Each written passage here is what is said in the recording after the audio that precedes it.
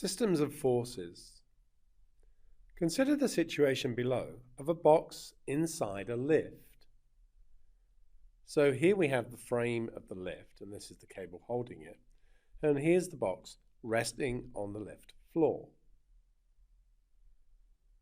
Suppose that the box has a mass of m kilograms and that the lift and box combined have a combined mass of big M kilograms.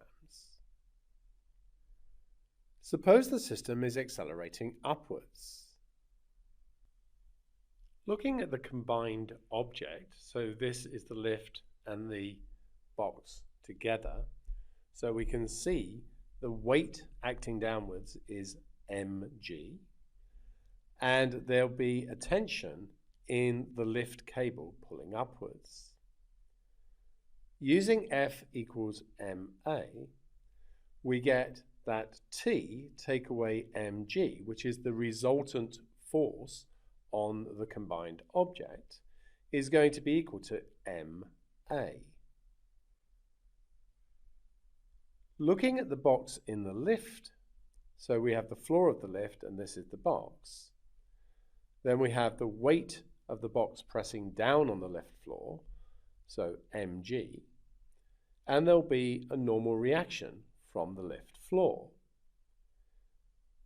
R minus mg is equal to ma, as we know that the box is accelerating upwards at a meters per second squared. Another consideration with systems is tension in strings or rods, for example.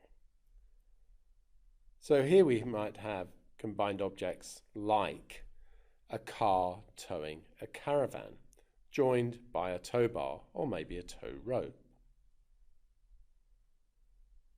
If we have the tension this way pulling, say, a caravan, then there must be an equal and opposite tension acting on the car in front.